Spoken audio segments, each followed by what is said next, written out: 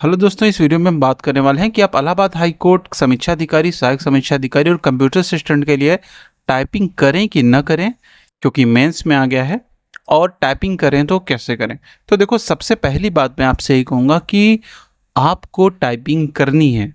अब कब करनी है ये भी मैं आपको बता दूं। देखो, अगर आप काफ़ी दिन पुराने टाइपिंग है कर रहे हैं, काफ़ी दिन पुराने, जैसे मान लो आपने 4 साल 5 साल से आप टाइपिंग कर रहे हैं, 3 4 साल से कर रहे हैं, तो बेशक आपके अंदर कॉन्फिडेंस आ जाएगा कि हाँ, आपको टाइपिंग नहीं करनी है, आप मैनेज कर लोगे।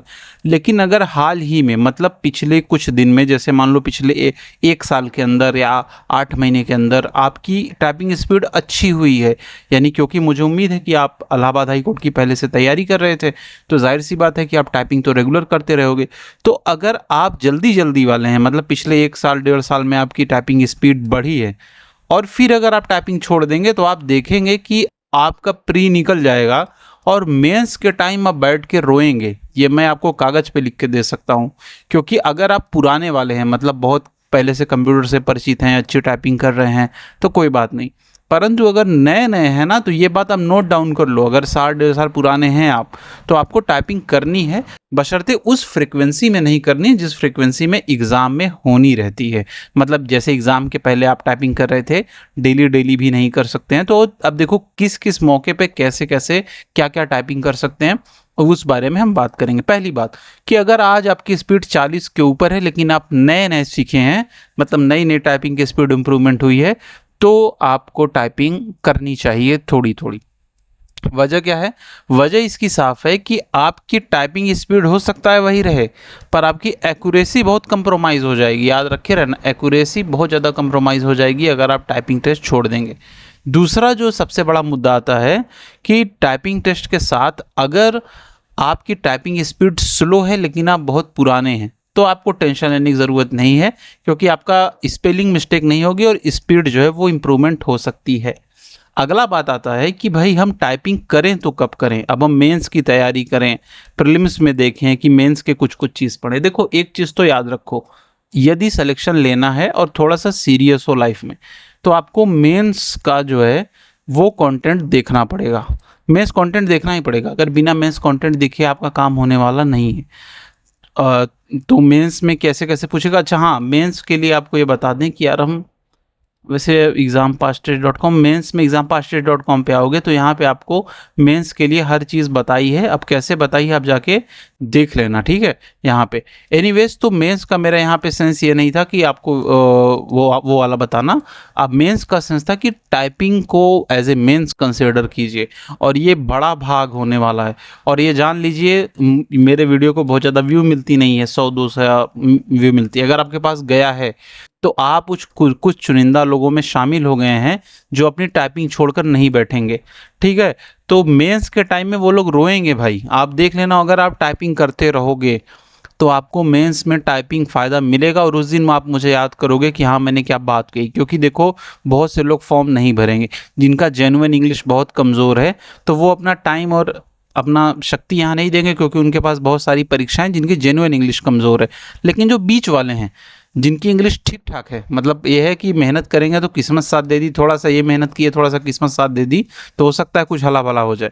तो उनका तो भाई, उन्हें तो मेहनत करना पड़ेगा। कभी कभी क्या रहता है ना कि हो जाता है, मतलब कभी कभी किस्मत ही धक्का मार देती है। तो जो थोड़ा बहुत लिखना जानना है, थोड़ा सा अच्छे से एक्सप्लेन करना जा रहा है, तो उनके लिए तो बढ़िया बात हो गई है। क्योंकि बात यह है ना कि एसएससी वाले इंग्लिश तो जानते हैं, लेकिन एसएससी वालों के साथ एक प्रॉब्लम है कि उनका जो लिखने वाला मैटर है वो कमज़ोर है। सिविल वालों के पास वर्ड्स ज़्यादा होते हैं, जो सिविल में है, जो आईएएस पीसीएस की तैयारी, उनके पास वर्ड्स ज़्यादा हैं। अब लेकिन वो बेचारे फंसे पड़े हैं टाइपिंग को लेके। उनकी टाइपिंग चली जाएगी मेंस में, 100% वो टाइपिंग में चले जाएंगे। देखो, टाइपिंग एक अलग चीज़ है। ये ऐसा नहीं कि आप बैठोगे खटखट खटखट करोगे सीख जाओगे। टाइपिंग एक लॉन्ग टर्म का गेम है। 8 महीना 10 महीना पास होने के लिए।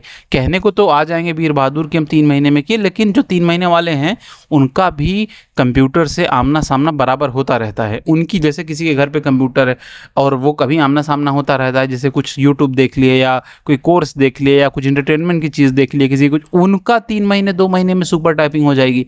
अब ये सोचो कि आप अचानक से प्रकट हुए हो जीवन में पहली बार और टाइपिंग बूस्ट कर लोगे, तो नहीं हो पाएगी भाई, कभी नहीं हो पाएगी 2-3 महीने में। वो दिमाग का बैलेंस ही नहीं बनेगा। हाँ, हो सकता है आपकी IQ जो है सुपीरियर हो, तो भाई एक्सेप्शन तो हर जगह है, लेकिन मैं ये नहीं समझ रहा कि आप एक्सेप्शन की लिस्ट को अपने आप में शामिल कीजिए। आप खुद को ये करिए कि भाई नहीं, एक नॉर्मल इंसान के जैसे आप हैं। तो यहाँ पे टाइपिंग का रोल बड़ा हो जाएगा जब सिविल वाले बेचारे टाइपिंग ही नहीं कर पाएंगे। वो नहीं कर पाते हैं। अरे मैं जानता हूँ यार, कुछ लोगों को पर्सनली उन्हें टाइपिंग इरिटेट करती है। मतलब कंप्यूटर पे वो इसलिए नहीं बैठते कि टाइपिंग सीखेंगे, उनको इरिटेशन हो जाती है। उन्हें लगता है कि हम जितना पढ़ रहे हैं यार उससे अच्छा तो उधर। और दूसरी तरफ क्या है कि सोने पे सुहागा, उधर EO वाला आ गया है सब लोअर PCS में, तो जो सिविल वाले उधर की ओर भाग रहे हैं।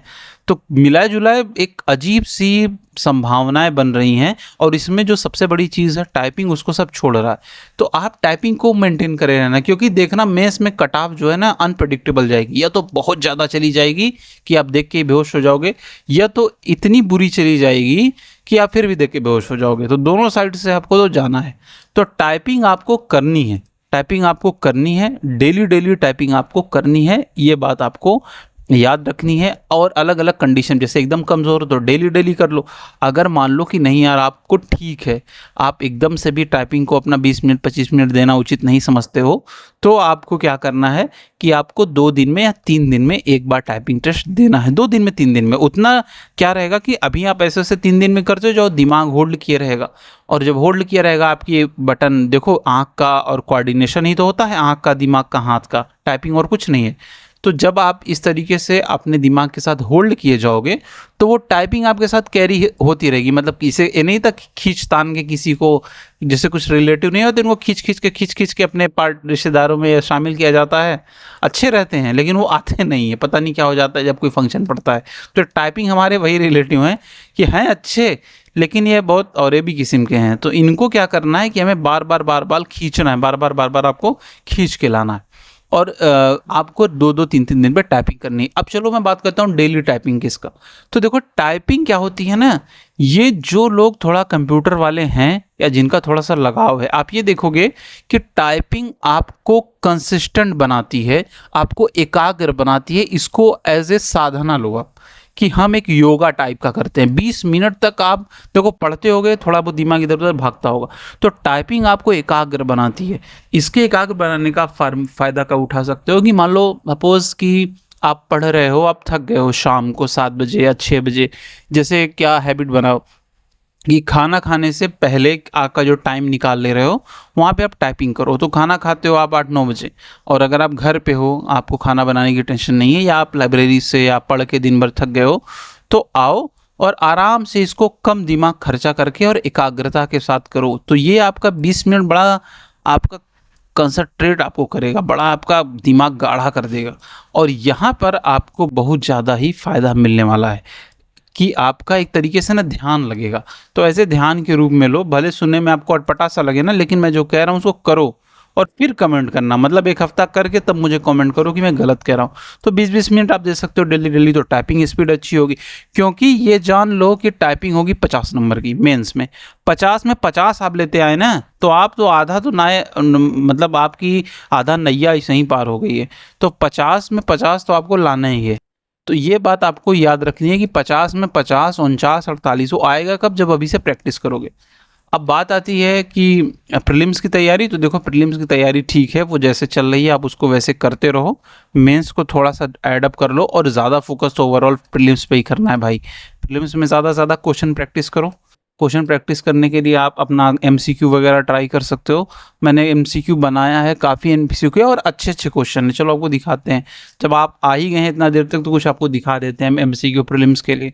30,000 क्वेश्चन है, रिवीजन सीरीज़ है। रिवीजन सीरीज़ का क्या सेंस है कि अभी क्या होता है ना कि इसको देखो बनाया क्यों गया था, कि बहुत से लोग ऐसे होते हैं जो हिंदी मतलब वो पढ़ते हैं, मान लो आप भूगोल पढ़ते हैं तो इतिहास भूल जाते हैं, इतिहास पढ़ते हैं तो 3-4 दिन इतिहास में ही रमे हैं, वो पीछे आपका भूगोल छूट गया, किसी का हिस्ट्री छूट गया, मॉडर्न छूट गया, कला संस्कृति छूट गया, कृषि विज्ञान छूट गया, तो पर्यावरण छूट गया। तो कुछ चीज़ों की अवहेलना हो जाती है। उसी सिलसिले में इस टेस्ट को बनाया गया है। और पूरे कितने टेस्ट हैं? पूरे 620 हैं, जो कि आप मेरे ख्याल में दे तो नहीं पाओगे पूरा एग्ज़ाम तक, लेकिन शायद आप दे सको तो दे दो। एक दिन में कम से कम 4 टेस्ट 3 टेस्ट आप ऐसे ही हल्के हल्के दे देना। इसको ओपन करेंगे, स्टार्ट करेंगे, प्रश्न आ जाएगा यहाँ पे, जैसे भारत लौटने के बाद गांधी जी ने अपना भाषण कहाँ दिया था।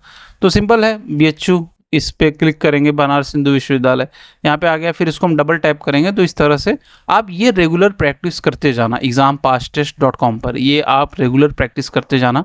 तो वहाँ पे क्या रहेगा कि आप जब रेगुलर इसकी प्रैक्टिस करोगे तो आपका जो है ना मतलब एक तरीके से रिवीजन होता रहेगा। तो अगर आप पढ़ चुके हो, रिवीजन के लिहाज से देखना चाह रहे हो, तो यहाँ पे ये बढ़िया टेस्ट है और अच्छे अच्छे क्वेश्चन है।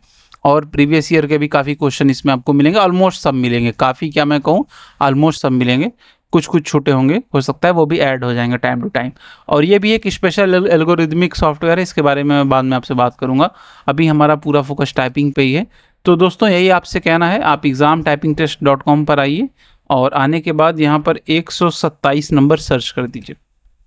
127 सर्च करके आप आकर यहाँ पर टाइपिंग टेस्ट देख सकते हैं, दे सकते हैं, प्रैक्टिस कर सकते हैं। सिंपल है, स्टार्ट पे क्लिक करेंगे, 20 मिनट का टाइम, फिर 500 वर्ड, 25 वर्ड पर मिनट, 50 मैक्सिमम, 25 मिनिमम, +1 एक करेक्ट पे है, माइनस पे मिस्टेक हटा दी गई है, बैक स्पेस अलाउड है और हाईलाइट डिसेबल्ड है। सारी चीज़ एकदम ऑन द पॉइंट सेटिंग है। बस आपको स्टार्ट करना है, एकदम इसी प्रकार का कुछ कुछ आएगा, आपको देखते जाना है, टाइप करते जाना है और इसको जल्दी से जल्दी मतलब 16 मिनट में सबमिट कर देना है, जो कि बहुत कठिन चीज़ नहीं है। तो दोस्तों यही था आज का मेरा वीडियो। आई होप कि आप टाइपिंग को इतने हल्के में मत लीजिए, क्योंकि यही आपकी एक चाबी है जो आपको पास करा सकती है। एक और प्रश्न आता है कि बहुत घूस होता है, ये होता है, बेईमानी होती है, सीट होती है। अब यार देखो, घूस कितना भी हो, 100% थोड़ी ना घूस होता होगा। किसी भी परीक्षा में या किसी भी चीज़ में इस संसार में पाप है, लेकिन अगर 100% पाप आ जाएगा उस दिन पृथ्वी खत्म हो जाएगी। तो क्या है, कुछ है, उससे मतलब नहीं है। अपने को पहले प्रीलिम्स का कट ऑफ क्लियर करना है, टाइपिंग में अच्छे नंबर लाने हैं, मेंस के लिए बहुत ही अच्छे से हमें पैसेज वगैरह लिखने हैं। बस यही आपका टारगेट होना चाहिए। वो क्या है, घूस है, क्या है, कैसे, वो सब छोड़ो आप, ठीक है। तो दोस्तों आप इस तरह से आकर देख सकते हैं, यहाँ पे टाइपिंग वगैरह भी देख सकते हैं, सारे कंटेंट आप देख सकते हैं, मेंस के, प्रीलिम्स के, जितना हो सकता है उस तरीके से आप अपना उपयोग कर सकते हैं। मुझे उम्मीद है वीडियो समझ में आया होगा। अगले वीडियो में फिर मिलेंगे, शुभकामनाओं के साथ। बहुत बहुत धन्यवाद।